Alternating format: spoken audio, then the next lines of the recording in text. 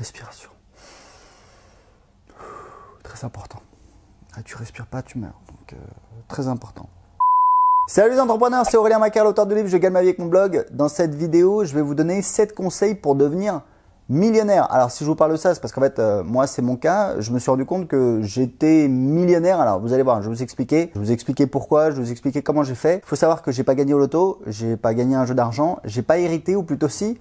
J'ai hérité quand j'avais 10 ans. J'ai eu un héritage d'une grand-mère. J'ai eu 1500 € qu'on m'a mis sur un compte. À 20 ans, j'ai passé mon permis, j'avais 3000 €. J'ai acheté une vieille Super 5 Pourave qui consommait beaucoup trop, qui tombait tout le temps en panne. Donc très mauvais investissement. Donc je vous déconseille. Et c'est ça qui est intéressant, c'est que vous allez voir que j'ai fait des erreurs, mais ça m'a permis quand même de parvenir à avoir un patrimoine que j'estime à 1 million. Et je vais vous expliquer pourquoi. Je vais vous détailler mon patrimoine dans cette vidéo. Donc la première chose, le premier conseil, c'est d'investir sur vous. Moi, quand j'ai commencé à bosser, j'ai commencé à apprendre l'anglais. Je me suis rendu compte que j'étais vraiment une quiche, donc j'ai commencé à apprendre l'anglais.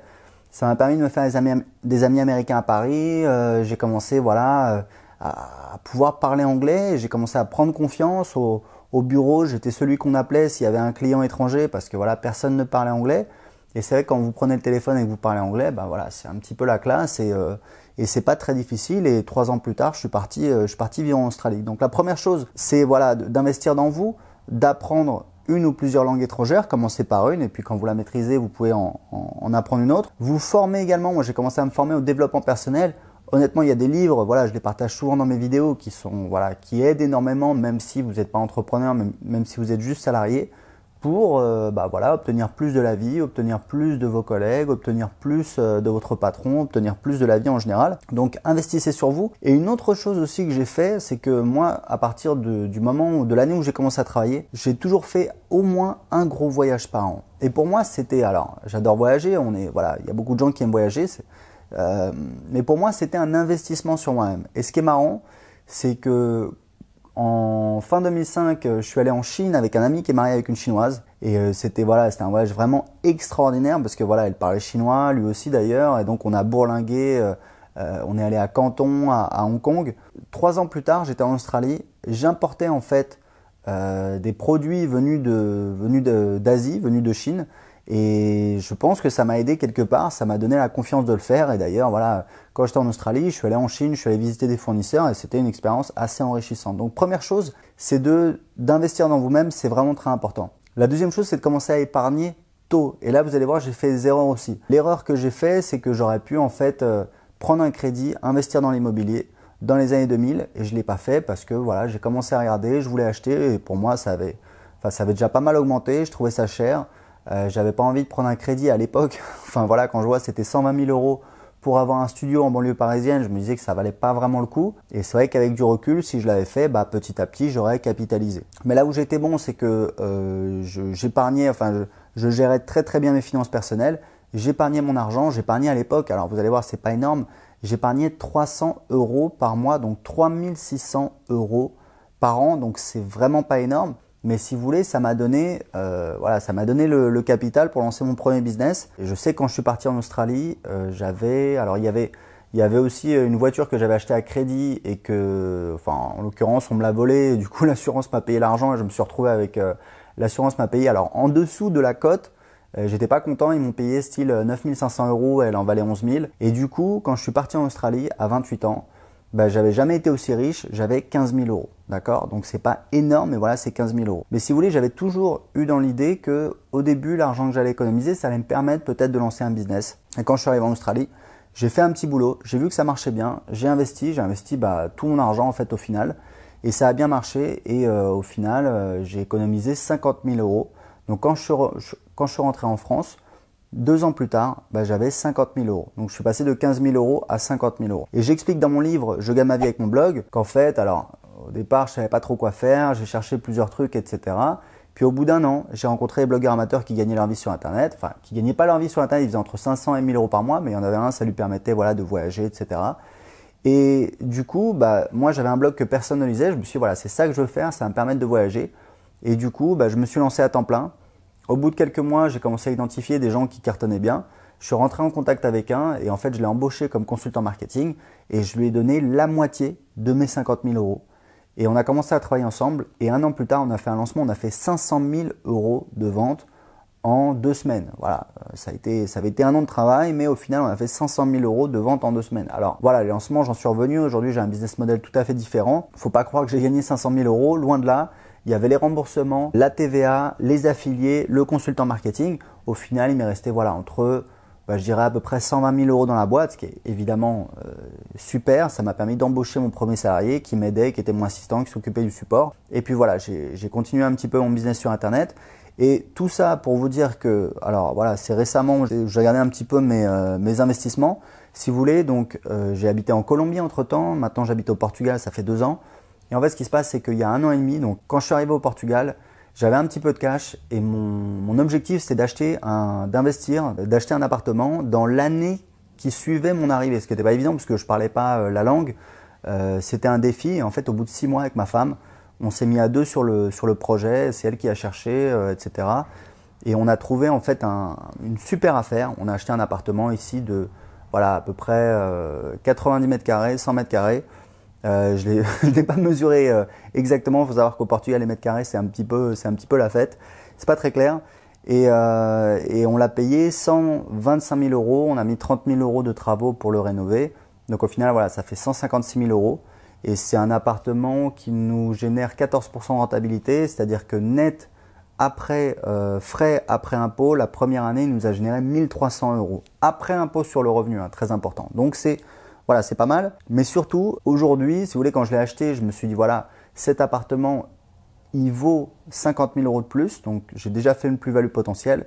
Et en fait, aujourd'hui, je suis convaincu qu'il vaut en fait 100 000 euros de plus minimum. Il faut savoir qu'il y a un appartement que je suivais qui était vraiment très similaire au mien. C'est-à-dire que on dirait que c'est le même à 2 pas du mien.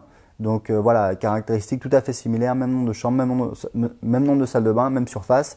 Il vient de se vendre pour 340 000 euros. Donc ça me paraît un peu fou, mais je pense que voilà, mon appartement, j'ai payé 150 000 euros, il vaut aujourd'hui 250 000 euros. Ensuite, j'ai 200 000 euros en cash. Donc c'est du cash que j'ai ici sur mon compte et également sur le compte de ma société. J'ai créé une nouvelle société, donc en Irlande, c'était l'année dernière. Aujourd'hui, j'ai 90 000 euros sur le compte de la société. Alors après, voilà, il y a de la TVA. Mais ça va être la première année, je vais me verser, je vais voir avec le comptable, je vais me verser voilà, un bon chèque au titre des dividendes. Et là, je suis en train d'acheter un deuxième appartement parce que je pense que c'est intéressant d'investir ici à Lisbonne. Donc aujourd'hui, voilà, j'ai 200 000 euros en cash.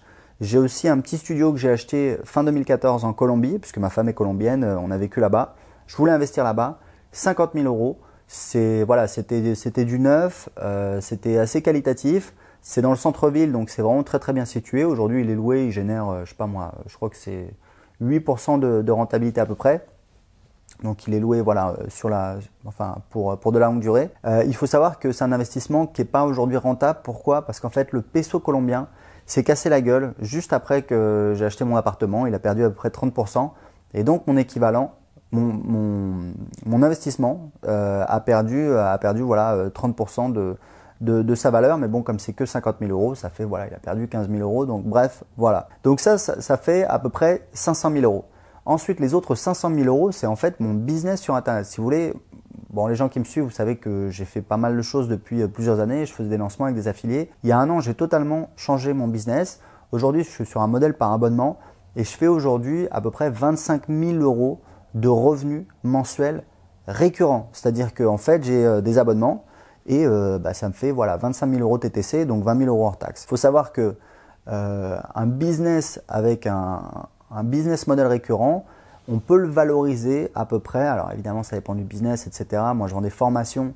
Quand vous vendez une application, un logiciel, en général, je pense que c'est plus valorisé. Mais si vous voulez, j'ai un business qui me demande que quelques heures de travail par semaine pour vendre ces formations, parce qu'en fait j'ai déjà mes formations, j'ai déjà les pages de vente, j'ai plus qu'à faire entre guillemets des copier-coller, envoyer ça à ma liste pour rentrer de nouveaux clients, pour alimenter la machine et faire donc 25 000 euros TTC par mois. Donc 25 000 euros TTC, je dois payer la TVA, c'est pour le gouvernement, c'est pas pour ma pomme, donc il reste 20 000 euros. Il faut savoir qu'un business comme ça, moi j'estime que ça pourrait se valoriser à 2 ans de chiffre d'affaires. Donc 20 000 euros hors taxe, fois 12 mois, ça fait donc 240 000 euros. Donc voilà, 250 000 euros pour simplifier, fois 2, c'est-à-dire voilà, pour 2 ans de chiffre d'affaires hors taxe, ça fait à peu près voilà, 500 000 euros. Donc j'ai d'une part mon cash et mon immobilier, ça fait 500 000 euros, et mon business, ça fait 500 000 euros. Alors, on pourrait, je ne sais pas s'il y a des gens qui vont réagir, qui vont dire voilà, ça ne vaut pas 500 000 euros ton business.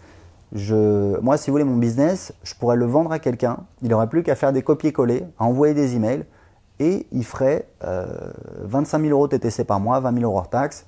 Et s'il s'y connaît en web marketing, il pourrait même l'optimiser parce qu'il y a encore des choses à faire dans ce business-là. À titre de comparaison, si vous investissez 500 000 euros, que vous les mettez, vous achetez voilà, par exemple de l'immobilier et vous faites 5% de rentabilité, ce qui est ce que font la plupart des gens qui ont des biens immobiliers, bah 5% de 500 000 euros, ça veut dire qu'ils vont gagner 25 000 euros par an. Moi, je vais gagner 200 000 euros. Donc, c'est pour vous dire que la valorisation de ce business-là, qui fait donc voilà, 20 000 euros hors taxe par mois, 240 000 euros hors taxe par an, de 2 ans de chiffre d'affaires, n'est pas vraiment déconnante. Donc, c'est mon conseil.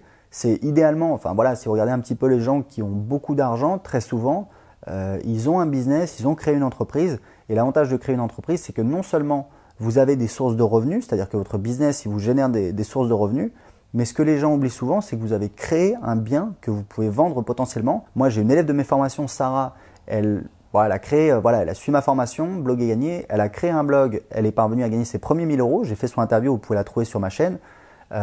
Ensuite, elle a fait quoi? Elle a mis en place une offre par abonnement. Elle est parvenue à faire 1000 euros par mois. Et en fait, là actuellement, elle a rajouté une autre offre et elle m'a montré ses chiffres. Elle est à 3000 euros de revenus récurrents. Et je lui ai dit, écoute, c'est génial parce que non seulement tu fais 3000 euros, mais tu as créé un business sur Internet qui vaut potentiellement 2 ans de chiffre d'affaires. 3000 fois 24, ça fait quoi? Ça fait 70 000 euros. Donc, tu as créé quelque chose qui vaut potentiellement 70 000 euros. Donc, c'est important d'avoir conscience de ça parce qu'un business, c'est quelque chose qui peut se valoriser. Moi, aujourd'hui, avant, j'avais un business qui reposait sur des lancements. Donc, si vous voulez, ça faisait ça. Et puis après, ça faisait ça. Et puis après, c'était tout petit pendant 1 an. Et là, j'ai un business beaucoup plus récurrent, beaucoup plus pérenne qui génère des revenus tous les mois. Voilà, si vous avez aimé cette vidéo, cliquez sur like. Si vous avez des questions dans les commentaires, comme d'habitude, je vois passer vos commentaires. Voilà, j'y réponds quand je peux dans la mesure du possible. Et j'ai un cadeau pour vous, je vous offre mon livre « Je gagne ma vie avec mon blog ». C'est un livre qui vaut 14,99 € la version Kindle. Vous pouvez télécharger tout de suite le fichier PDF. J'explique justement dans ce livre comment j'ai fait pour créer mon business sur Internet. Vous allez voir les succès, les échecs, les galères. Et vous pouvez le recevoir gratuitement tout de suite en cliquant en dessous de cette vidéo et en m'indiquant à quelle adresse email je dois vous envoyer le livre. À tout de suite, ciao.